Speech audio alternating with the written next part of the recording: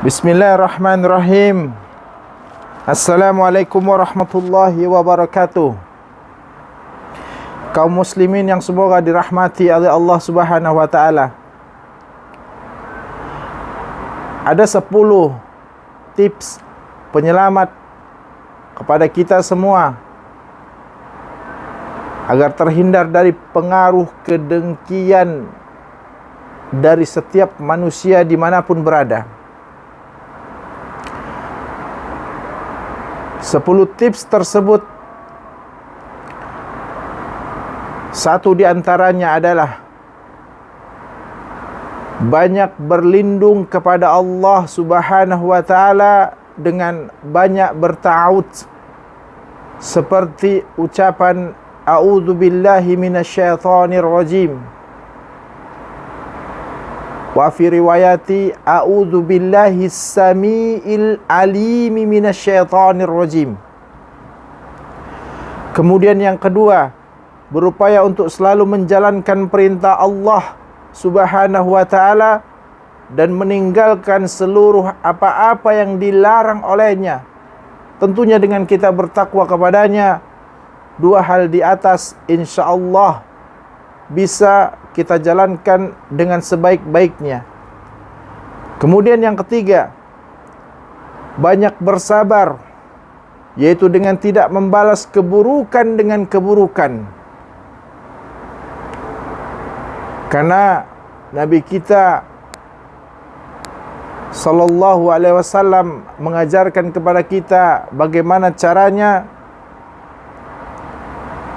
untuk menjadikan keburukan yang orang lakukan kepada kita sebagai ladang amal kita, sebagai catatan kebaikan kepada kita, untuk senantiasa menjadikan kita manusia yang dewasa, manusia yang mempunyai prinsip, manusia yang senantiasa selalu mengedepankan Allah sebagai tujuan hidupnya. Lalu yang keempat, banyak bertawakal kepada Allah Subhanahu wa taala. Tugas kita sebagai manusia adalah berikhtiar sebagaimana ikhtiar yang dibenarkan dalam syariat Islam.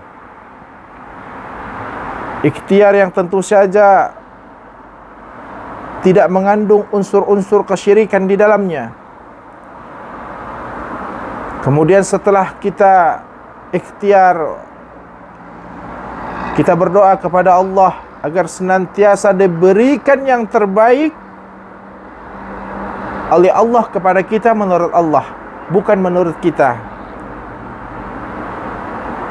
Dan selebihnya kita pasrahkan kepada Allah dengan kita bertawakal kepadanya. Kemudian yang kelima, berupaya untuk selalu khusyuk pada setiap ibadah yang kita lakukan. Allahu Akbar. Ketika takbir, benar-benar kita meyakini, mengimani bahawa Allah melihat kita. Tentunya dengan gerakan yang tenang, gerakan yang senantiasa betul-betul kita merendah kepada Allah.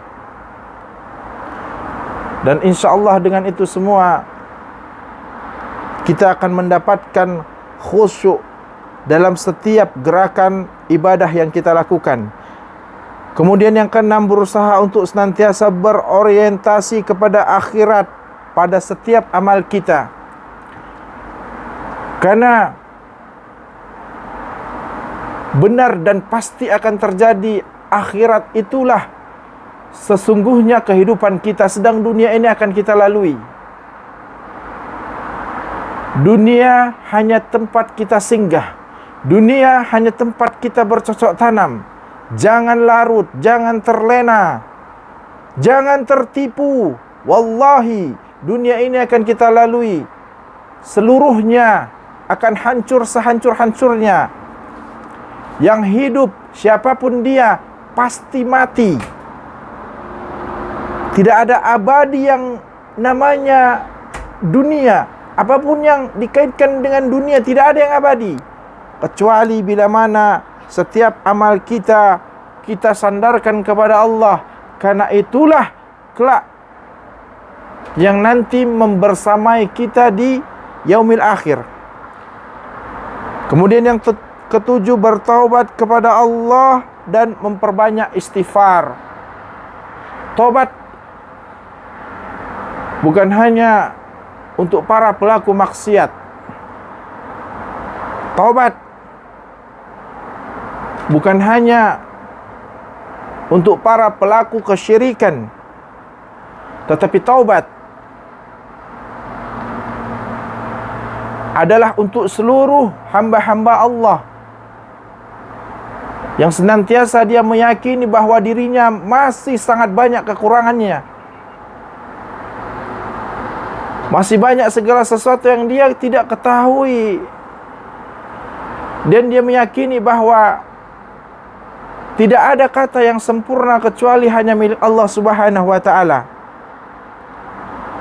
Dan beristighfar kita kepada Allah, mohon ampun kita kepada Allah dari setiap pikiran, dari setiap segala sesuatu aktivitas yang kita lakukan,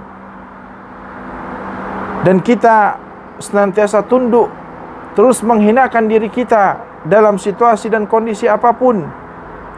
Karena dengan istighfar inilah Allah Subhanahu wa taala akan mengangkat derajat kita, akan mengangkat dan memberikan yang terbaik kepada kita. Dan dengan istighfar inilah perlindungan dan penjagaan Allah Tabaraka wa taala akan terus datang kepada kita. Dan yang kedelapan adalah bersedekah dan memperbanyak kebaikan. Bersedekah bukan hanya pada saat kita mempunyai bergelimangan harta. Bersedekah dengan apapun yang kita miliki, tentunya kita sandarkan semua kepada Allah Subhanahu wa taala. Sedekah bukan hanya soal nominal angka. Sedekah banyak hal yang bisa kita lakukan. Dengan kita berbuat baik, membantu saudara-saudari kita yang pada saat itu butuh bantuan, butuh nasihat kita, niatkan sedekah, maka Allah Subhanahu wa taala akan mencatat itu sebagai catatan kebaikan yang nantinya pasti jika kita sandarkan kepada Allah, maka akan kita ambil, kita panen kelak di yaumil akhir. Dan memperbanyak kebaikan adalah ciri khas kaum muslimin yang beriman kepada Allah. Karena dengan kebaikan inilah kita bisa masuk dalam lingkaran orang-orang yang senantiasa selalu dilindungi, diberkahi dan dirahmati oleh Allah Subhanahu wa taala. Berbuat baiklah kepada siapapun dengan kita mengharap ridha dan rahmat dari Allah Subhanahu wa taala. Kemudian yang kesembilan, berbuat baik kepada orang yang berindikasi menyimpan kedengkian kepada kita. Ketika ada orang yang kita ketahui mempunyai indikasi kedengkian, maka kita mohon kepada Allah, kita mudahkan jasad kita, hati kita untuk memberinya beberapa hadiah, memberinya beberapa kebaikan, yang dengan kebaikan ini semoga Allah membolak-balikkan hatinya, melembutkan hatinya yang kala itu sedang keras. Allah yang punya kuasa atas hati-hati setiap hambanya. Maka Nabi kita yang mulia Rasulullah sallallahu alaihi wasallam berpesan kepada kita untuk terus berdoa di setiap paginya, ya muqallibal qulub, ya muqallibal qulub, tsabbit qalbi ala dinik. Wahai Rabb, zat yang maha membolak-balikkan hati, teguhkanlah, kuatkanlah, kokohkanlah hati kami di atas agamamu yang mulia ini. Kemudian yang terakhir, berserah diri kepada Allah tentunya dengan bertauhid, dengan keyakinan bahawa semua kejadian di dunia ini tidak akan terjadi tanpa izin Allah Subhanahu wa ta'ala. Tidak ada satu detik pun yang berlalu tanpa Allah mengetahuinya. Maka jadilah kita pribadi yang senantiasa selalu merasa diawasi oleh Allah Subhanahu wa ta'ala. Karena dengan sikap, dengan rasa inilah kita bisa berpikir jernih akan apapun hal-hal yang ingin kita lakukan. Karena Allah mengatakan segala sesuatu yang baik akan ada hisabnya, dan segala sesuatu yang buruk pun juga akan ada hisabnya. Barakallahu fikum, arsadani Allahi wa iyyakum. Wassalamu alaikum warahmatullahi wabarakatuh.